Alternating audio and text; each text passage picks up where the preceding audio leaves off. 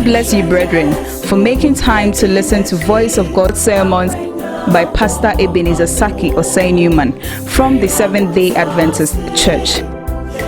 Blessed is he who reads and those who hear the words of this prophecy and keep those things which are written in it, for the time is near.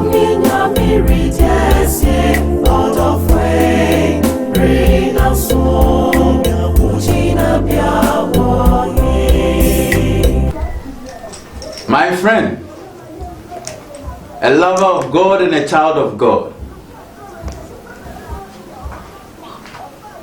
our Father who is in heaven cares about us so much, and He has a message for us today too.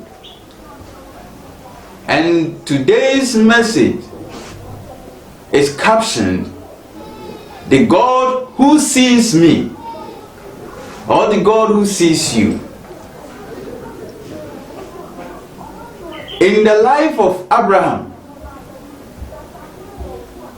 long time ago, she and her wife Sarah were looking for a child. Na Abraham fie no, na baawa bi nso wɔ hɔ a yɛfrɛ no Hagar. Na saa baawa yi ɛkɔbaa sɛ Sarah ɛyɛ Abraham ɛyere a waware na Nyame ahyira soɔ, a Nyame ahyɛ wɔn bɔ sɛ ɔbɛma wɔn bɔhyɛ ba. Wɔtwɛntwɛn a na bɔhyɛ no ɛmma no, ɔyɛ wɔn adwene sɛ ɛneɛ na ebi Awurade pɛ sɛ Hagar ɛwo ma me na Awurade bɔhyɛ no ɛbɛm. Efisɛ baabi a mɛdua yi me mfie kɔ anim, na wo nso Abraham mfie kɔ anim, mɛtwa bra. Ɛno nti Sarah ɛde Hagar ɛma Abraham na ɔne ne dae na onyinsɛn. Ɛmra Hagar nyinsɛn yɛpɛ ana ɔhyɛ aseɛ ɛyɛ ahomasoɔ, ɔhyɛ aseɛ ɛda akutiabɔ abrabɔ adi ɛwɔ fie hɔ. Hagar ɛhyɛ aseɛ ne ne madam ɛde wɔn abɛti etwitwiiɛ. Na ɛkɔbaa sɛ Sarah no ntimi atetee no, nti ɔde complain ɛma Abraham. Na Abraham ka sɛ ɛyɛ wako a wona wafuna ne, wona wo made ne, nti nea wopɛ sɛ woyɛ no biara yɛ no. Sarah nya saa tumi ɔhyɛ aseɛ nso sɛ neɛ obɛdi Hagar ani. Na ɔdi Hagar ani a ekosi sɛ fedu baabi a na Hagar nso ntimi atetee ni bio. Ɛno nti Hagar yɛ sɛ ɛneɛ obɛdwane. Ɛno nti dakoro Hagar ɛsesa ne nneɛma kakra na odwane. Abasɛm yi ɛwɔ Genesis chapter 16. Na mmerɛ Hagar ɛkɔ naa no, ne ho kyerɛ no, sukɔm dee no, ɛkɔm dee no, ɛsiane sɛ wanhyɛ da mmoaboa ne ho ɛyie. Ɛno nti ɛdu baabi a na ɔtetee na ɔhaahai no, na nsukɔm ɛde no, osu frɛ Awurade. Na Genesis chapter 16 verse 13, King James Bible version ne mu no, say Anna Awurade asɛm ɛka. Then she called the name of the Lord who spoke to her. Ɔnam srɛ no so no, Onyankopɔn ɛfrɛ no ɛkasa ɛkyerɛ no, na ɔka anigye nsɛm bi ɛkyerɛ no, na ɔka kyerɛ no sɛ aberante a wobɛwo no, abofra a wobɛwo no, ɔno yɛbɛfrɛ no Ishmael. Ɔka kyerɛ no sɛ ɔno nso bɛyɛ nipa kɛseɛ na obɛhyira no. Na dwane a ɔredwane akɔ no, ɔnsan kɔ n'akyi, ɔnkɔ ne madam hɔ na ɔne ne nkɔtena ɔmbrɛ ne ho ase ɛmma no. nanso kɔma ɛde no ɔmaane nsuo nomwe ɛno nti ka enya sɛ Nyankopɔn a ohu adeɛ nyinaa na ohu no na ho hia bere mu no asɛm a ɔka yɛ no sɛ na yɛ kan wɔ Genesis 16 verse 13 no ɔsɛ then she said, called the name of the Lord who spoke to her, you are the God who sees me. For she said, have I also here seen him who sees me? Hallelujah. Nyamia ohumi enewo. Na afei na me nso mahu nia ohumi no. Odofo, there is a God who sees you. Onyame bi wo wa baabi a wotie baabi a wonam ohaw ne amane a wonam mu enigi a wonam ahotɔ a wonam nyina ohu ɔno na bibia anyira ɛwɔ n'anim.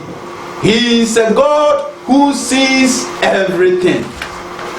Ɛnti ohume na wonso ohu ni a wonam nyina ohu ni amensumi na mu nyina ohume. Ɛnti sɛ Nyankopɔn akan asɛm bi ɛkyerɛ ɛhyiafoɔ no ɛwɔ John chapter 1 the verse number 48. John chapter 1 the verse number 48. Nathanael said to him, how do you know me? Osuani Nathanael ebisa Yesu Kristo sɛ kwan bɛn so na wonim me? Esan sɛ mra Nathanael eba Yesu Kristo anim no Yesu hu no na no say behold an Israelite indeed in whom is no deceit. Israel ni amapa atrosem bia enni ni mu enie. Na Nathanael bisa Yesu Kristo verse 48. John chapter 1 verse 48 there. And Nathanael said to him, how do you know me? Jesus answered and said to him, before Philip called you, when you were under the fig tree, I saw you. Hallelujah. And son, Philip ba frao aka kire say yehu agenkwa no na bra behwe no. Na wuti edua no ase no. Me Yesu Kristo na mehu de dade. Me Onyankopon ba no na mehu de dade. I saw you even before you were called. Even before Philip called you. And into 2 Chronicles chapter 16 the verse number 9. Chronicle ngomano etiridunsia nchichemu enkrono. Erade asem kasa ekyerɛ for the eyes of the Lord run to and flow through the whole earth to show himself strong on behalf of those whose heart is loyal to him. In this you have done falsely. There is therefore from now on you shall have wars. Nia erade ka kyerɛ wa han sɛ odifo no kasa kyerɛ hin sɛ Onyankopɔn a yɛsom no nani eko etifi eni anafo atoye eni epueye ewiase afa na nyina nani na mo a eko na eba na wona wodo no na wakoma ebe no wode wakoma amma no oye won yie ohyira won odom won obo won ho ban nyame a yesom no da bibiara ni ho a onhu. There is no darkness before him. Esum biara ni nanim. Baby biara aye han ade nyina so abue e wo yen ye Nyankopon nanim. He is a God that sees me. He is a God that sees you. Abribia akwan nyina mu ohun yen. Erunti emra Abraham Onyankopon hu no na ofre no na ọma ne bọhye ba no Onyankopon eso ne hwe e wo Genesis chapter 22 the verse number 4. And in Solomon, na son one and on but yes, or yen ye rade I can't no. Verse 12 no, or didn't Isaac elba for Riano. Genesis chapter 22, verse 12 no. Or see, and he said, do not lay your hand on the lad. Abraham, men found sa enka abofrano. Or do anything to him. For now I know that you fear God, since you have not withheld your son, your only son, from me. And Abraham will be ponoso, on Kwani Isaac wohono. A radiano or shano samreno. A tiamuka chireno say, Abraham, men found son ka Isaac, men found son Kaposaban. Men found son cano. It sounds a fain a man who said, what was Romeo Grade? Nia woye bia, baby, I wouldn't be a young couple or boss ni assassin. Yamia dear son and son, oh whom. Samson a man so ohumi, the God that sees me. And it is a sign of me a humi, no whom dear. And you never see a ye near me. It's says ya nye near me ye ewa na kwan so ya moye bra no ewa nyankopon kwan so a ene ebre be du a obeyi ne ho adia obeputie ma ye ho ebepopo ye bedwane na ye hu ba bia ye enko hinta emfiri nanim esan say hinta bia ni se nyankopon yanim. There is no hiding place from this God that we serve, from this God who created us. Revelation chapter 6, verse 14 to 17. And tabia bia ni nyankopon anim, utimi nyane nko hinta babia. Baby biara obeko bia no. Ye radi nyankopon, Yesu Kristo nani tia. And nti da obeyi ni ho ade no. Se wa mmobra pa, wa mmobra treni wandi na sede so anye na pedia. Eni wan hwa na oni abonefo no bebom aka se. Revelation chapter 6 verse 14. Then the sky receded as a scroll when it is rolled up, and every mountain and island was moved out of its place. And the kings of the earth, the great men, the rich men, the commanders, the mighty men, every slave and every free man hid themselves in the caves in the rock of the mountains, and said to the mountains and the rock, fall on us and hide us from the face of him who sits on the throne and from the wrath of the Lamb. For the great day of his wrath has come, and who is able to stand? Sadano na we da kasie ni mu no ayemfo amai panyimfo etitiro akasie asofo nipa wanne rade apede enkoa ani adehie enyina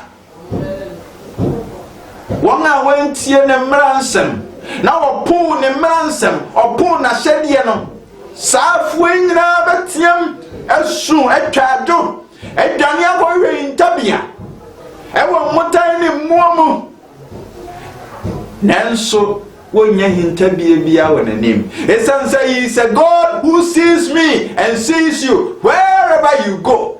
Baby biara obekwa ko hinta no ohun esum eni nanim, esum eni nanim. Odofo onyankopon record bibi biara yeye.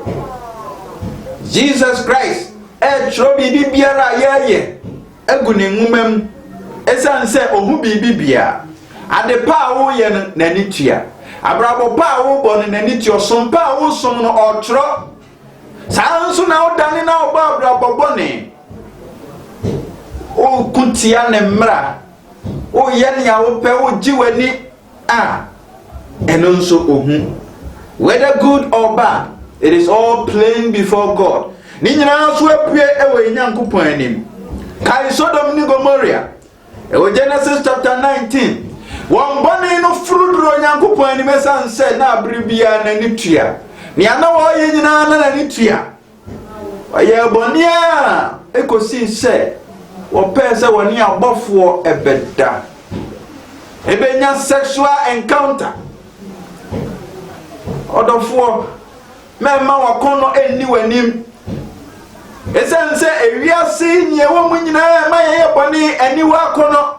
Honama kono eni obremu ahwo a eno na Awurade se ye ntwe hu mfiri ho ne yetumi de ye ho ahye na se ne yedi ne mmara nsem ne so ne aye na pede menye te se ne Sodom ni Gomorrah fo ye no because Onyankopɔn won bone na ode eso aso twe sefata e de brewo abosonsom aboni awodo egwaman akona awodo a yedi akire aduanim ene nipa akono nemu enyina na efuru wiase so dofo ojetum se Awurade hu na onni jetum se nia wo ye bia ntumi fa hintana ene na hwe yie na twe hu firi ne ma boni nyina ho na do ne ma pa na waye nhira Belsaza a oye Nebukadnezar nana obedi ade no wamfa ni dia ma Awurade nya oye nyina Awurade hu ye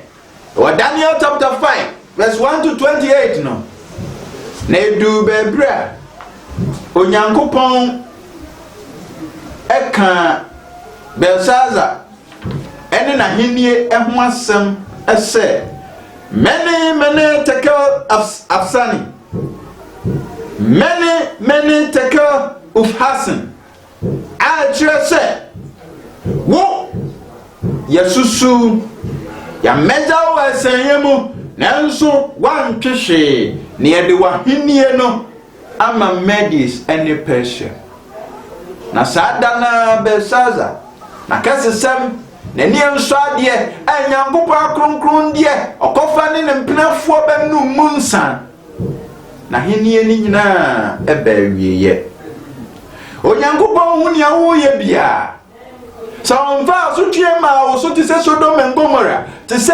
Belsaza eno nkyere se onyame enhu na wafa ho adi sa wo koso ye ne wan sakra wadwen na wa medo Awurade ni ne mra so mfa ho amma na wo mre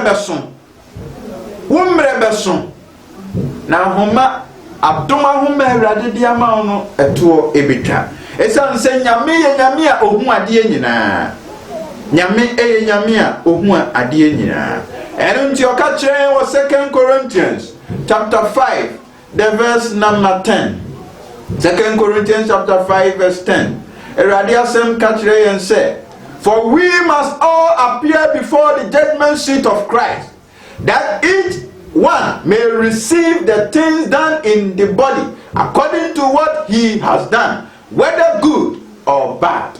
Ekase yenyina ye pie wo Nyankopɔn atemu adwanenim na ne ayede ye nipadua eye bia no ye nyaso aketua se ye papo adoya wo ye osoma pa wo som ye nyame adwuma wo do ho hyemu nyame mra wo di so wo benya so aketua se ye bone nso a wo benya so aketua enti yenyina ebe pie wo nyame atemu adwanenim na nia ya ye nyina na nyame anim yentumi mfa hintan esan se oye nyame a ohu yen the God who sees me and sees you ono nanim an yebebu yakonta enyina mema remfi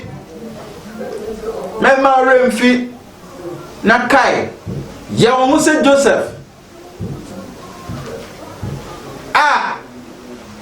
ohu se bebi biara owo no Onyankopɔn ewo ho na nia oye bia no Nyankopɔn ehwe no enti bra Potiphar yire ebeso ne hweye ewo Genesis chapter 39 the verse number 9 no asema Joseph eka yenie or say there is no one greater in this house than I, nor has he kept back anything from me but you, because you are his wife.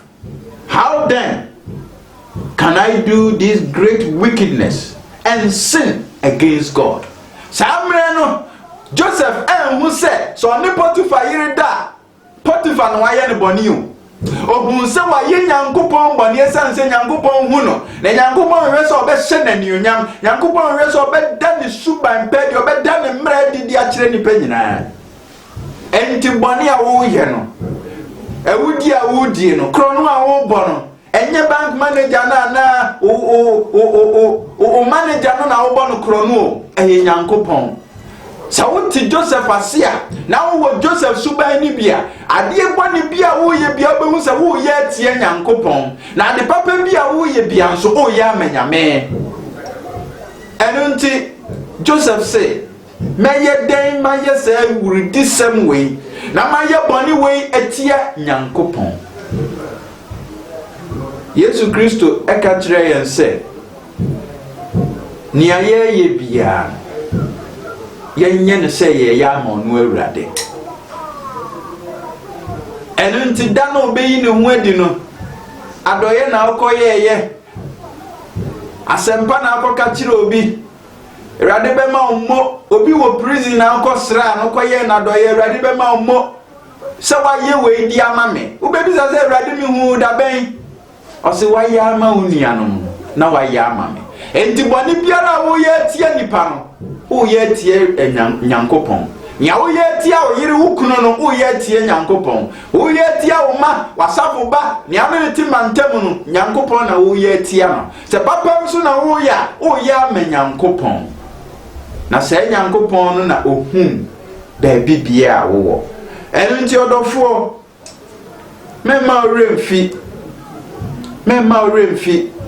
menye ti se David ani refi se nyame hwe no nyame ehu no enti oni bes ba kodaye ekum Uria eka ho Onyankopɔn yi na tema ne hu se wo nya wo ye mehu ontimi mfa bibia nsuma me se nipa na obekata so ewo anima me Nyankopɔn de wontimi mfa nsuma me menye te se Anania ene Safira bra wokoton asase se ya hyebo ye de babu awurade adwuma no afei wo ba ye na odi sika ni mu half ana aba wotwa ntro kire Paul no no nim se o Peter ana watwa ntro akire no eno nti wafa wo ho ade bera sema Peter ka je nyame na mutwa me ntro na emmo nyame wo nkronkron na murumu wa wonya wo asotwe. Acts chapter 5 verse 1 to 11 odofo menye te se nuanum ya wo wura fi se Onyankopɔn hu won na bi biara wonam na emmo ye te se Joseph na fei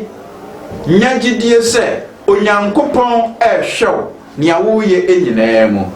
Revelation chapter 2 the verse number 8 to 11 I say, and to the angel of the church of Smyrna write, this thing says the first and the last, who was dead and came to life. I know your works, tribulation and poverty, but you are rich. And I know the blasphemy of those who say they are Jew and are not, but are of the synagogue of Satan. Onyankopɔn si onim adie biara ekoso wo abrabom. Ne ekoso wo akoma mu, ne ekoso wo adwi mu nyina nyame nim.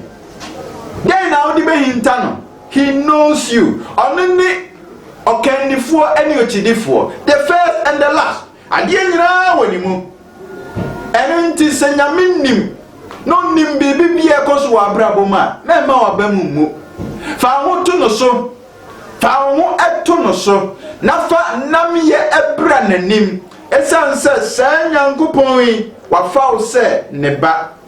Nyankopɔn yi wafa wo se ne ba. Shamre Nyankopɔn pese wo ye ne ba. Isaiah chapter 63 the verse number 8 no.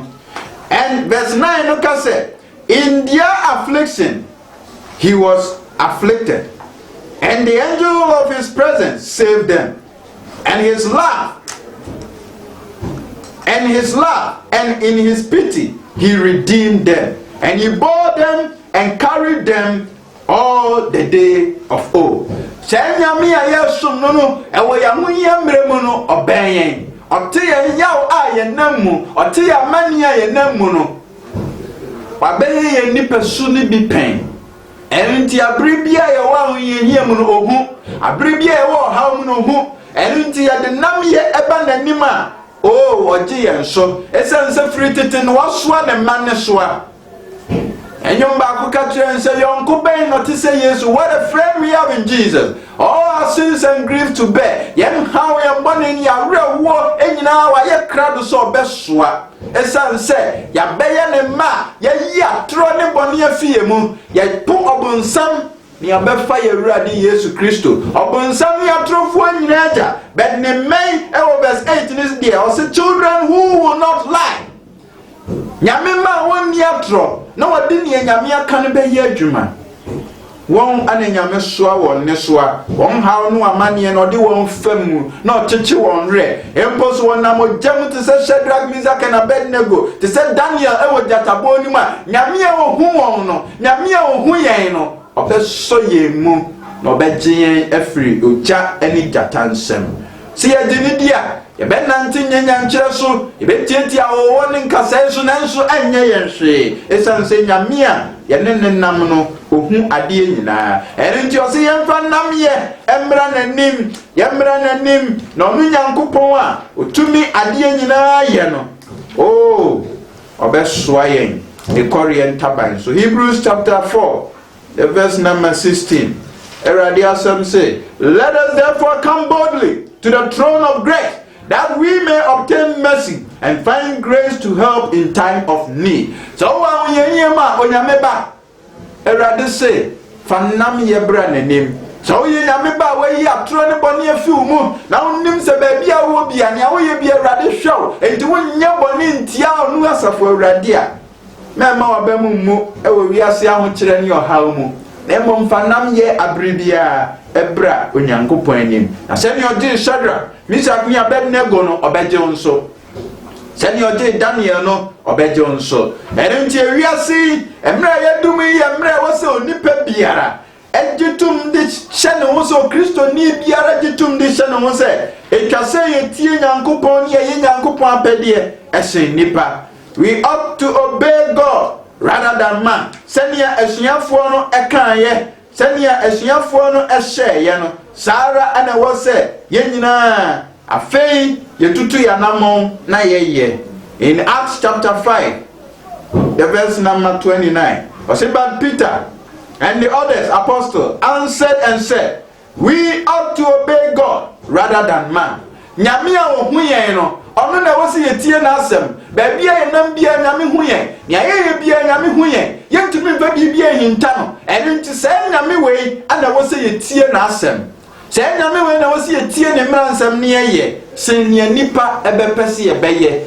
se nya bonsam bepese ye beye se nya ye hona makono bepese ye beye se nya ye niwa akono bepese ye beye we ought to obey God ni enanti wo nyame akwan mu ni ye nyame apede esan se ye nyame ma ono na wa frɛ yen ana ode yaka ni mwankuo no ho odofo onyankopon ehu ahohia wonamu wanigye a wonamu nia ekoso abrabom nyina nyame nim inhyira bia wo abrabom nyame nim untimi mfa bibi hinta no eno nti abrebia fasade hye wadwe mu fa hye onim die mu na hu se meni nyame bi nanam naniwa ehwe me eno nti obonsam ntimi nya mibiribi eno nti tumi bi ntumi nya mibiribi esanse minyame ani dame so na fasare hyem ni gidie ne nante na wo behu nyame ani onyam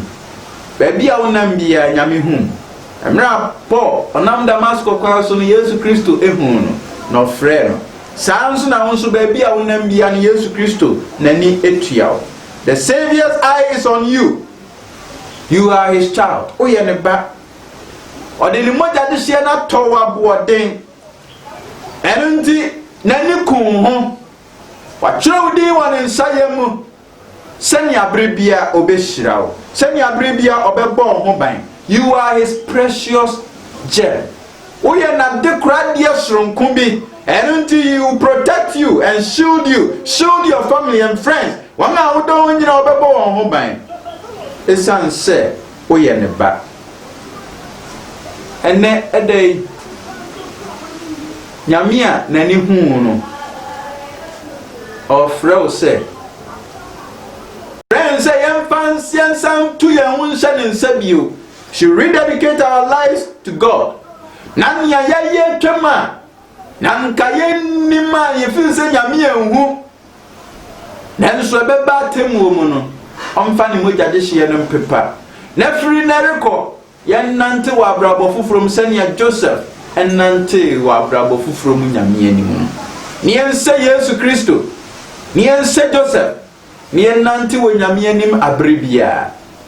No nyankopon hyira na abayen so. No nyankopon bambo na abayen so. No nyankopon hyira no atena yen so. Sene den so e opese wode wo be merade na nyame a nia wo ye nyina na ni tua don mu tie message na ni tua kra no ommetena wo mu oma na bofo metwa ho nhia mmɔ ho ban a ene esi tie ase na ene me mompai osoro yin asafo awurade wo osoro ye wa hinwa otena bia na asase ye na sintia so ewiase ni madedido nyina ewo wo ana wo bo wani ase a uhu ni ema nyina emframa bi emfa a unhu na aboa ketewa bi mpie a unhu atatia mpo ohwe no womma a yetie wo ne adasa afeni ewu sampa ni ayewo bia ni ayenam biara ni ayeye bia wani tua afeni ewu sampa yentumi mfa bibi suma esanse ni emanyina so abie ewo wanim ehuntamunu nyame Oma yaba wani menede. Yesraw se fayenhya wontaban nwunu na se. Diye na ye awa tu. Yede ye hu ma obi we are rededicating our life to you. Father, please take control of our life. Let us live in recognition that you are present with us. You see what we are doing so that we may live according to your law and your will.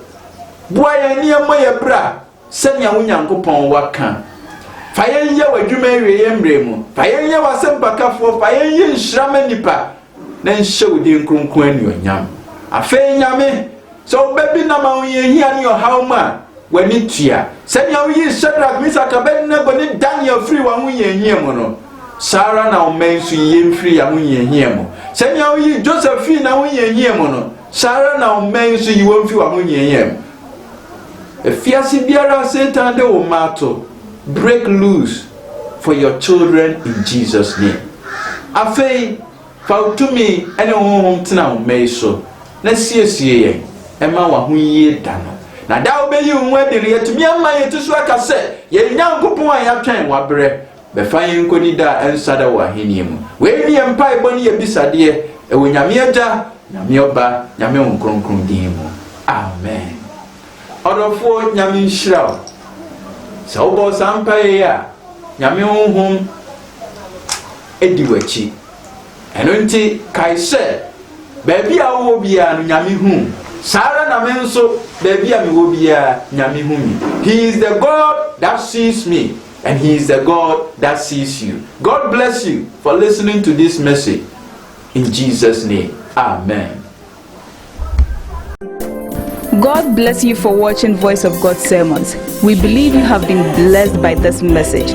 Voice of God Sermons was brought to you by Ben B Media Production and eBest Hub. Please don't forget to subscribe. May the peace of God be with you till we meet again.